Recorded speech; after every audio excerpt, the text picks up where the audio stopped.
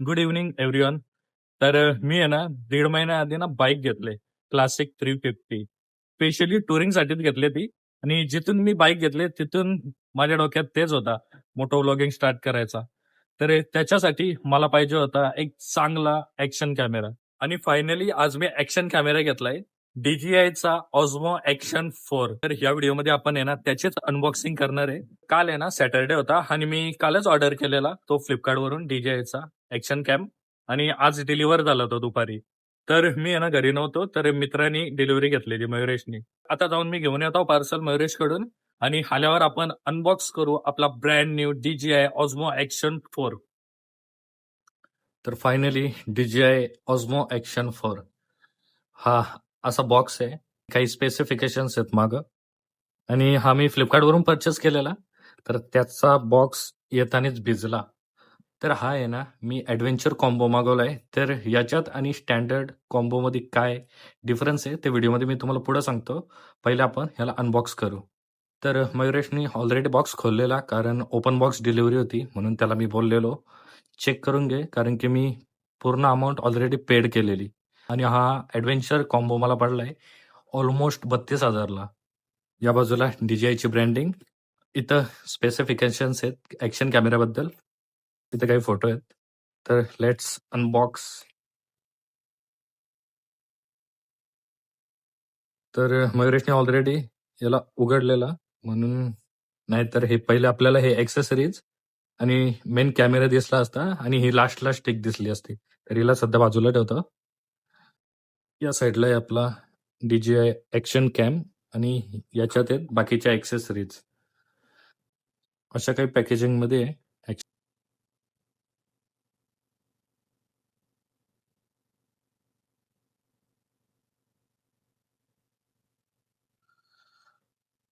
हा आहे main camera आणि या बाजूला आहे त्याचा केस, ज्याच्याने आपण हेल्मेटवर माउंट करू शकतो, त्याचं मॅग्नेटिक. तर याला बाजूला ठेवतो आणि मेन कॅमेरा अनबॉक्स करू आपण. चांगली पॅकेजिंग मध्ये आलंय. हो भाई, इन अँड फील्ड तर एक नंबर आहे.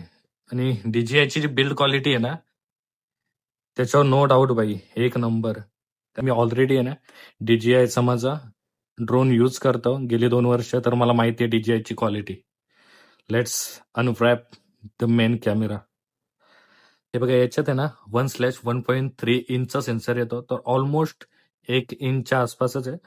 आता आपण ऍक्सेसरीज बघू ह्याच्यात काय काय आलंय सोबत.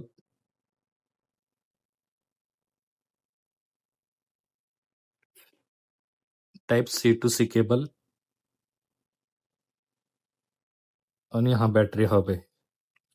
तर हाच मेन रिझन होता माझा DJI ॲक्शन 4 ॲडव्हेंचर किट घ्यायचा, कारण की याच्यात 3 बॅटरी येतात आणि जर स्टँडर्ड कॉम्बो मी घेतला असता तर मला सिंगल बॅटरी भेटली असती. ओके, तर या 3 बॅटऱ्या, बाकी मॅन्युअल वगैरे आहे.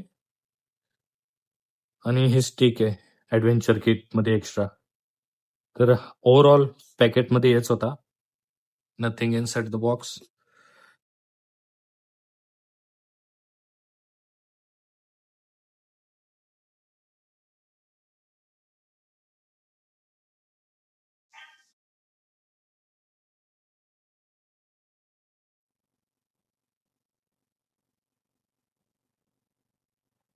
आणि हा रिबूट झालाय आपला ॲक्शन कॅम. लँग्वेज सिलेक्ट करतो, इंग्लिश.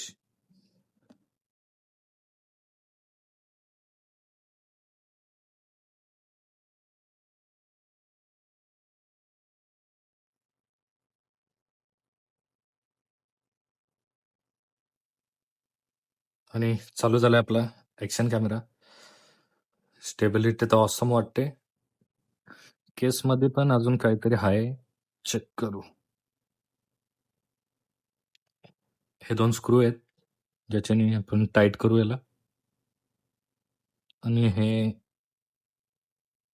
माउंट आहेत, हा मॅग्नेटिक माउंट आहे एक, आणि आणखी एक आहे, हा एक आहे. आणि याला चिटकवायचं आहे, कुठं पण लावू शकतो.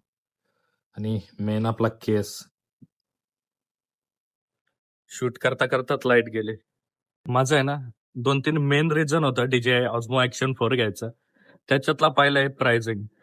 तर 32,000च्या रेंजमध्ये याच्यापेक्षा भारी कॅमेरा आता तरी अवेलेबल आहे असं मला नाही वाटत. मी आहे ना याला GoPro सोबत पण कम्पेअर करून बघितला. पण GoProच्या कंप्लीट होत्या. मी बरेच रिव्ह्यू बघितले रायडर्स वगैरे यांचं. तर GoProच्या कंप्लीट होत्या. मग DJIचा एकदम पॉझिटिव्ह रिव्ह्यू होतं. म्हणून मी DJIच कन्सिडर केला. सेकंड याची गोष्ट मला आवडली, याचं मॅग्नेटिक माउंट. जर मला कधी ऑन द वे हॉरिझॉन्टल वरून व्हर्टिकल शूट करायचं असेल ना, तर ते स्क्रू बी खोलायची झंझट नाही. त्याच्यात आहे ना मॅग्नेटिक माउंट येतात, तर डायरेक्टली हॉरिझॉन्टल वरून व्हर्टिकल वर शिफ्ट होऊ शकतो. आणि याच्यातला जर मी स्टँडर्ड कॉम्बो घेतला असता ना सिंगल बॅटरीवाला, तर त्याची कॉस्ट मला पडली असती अराउंड 25,000. तर मला हाच व्हॅल्यू फॉर मनी वाटला. DJI मध्ये आता 5 आणि 6 सिरीज पण आता चालू आहे. पण मला ॲक्शन 4 आणि 6 मध्ये एवढा काही डिफरन्स नाही जाणवला.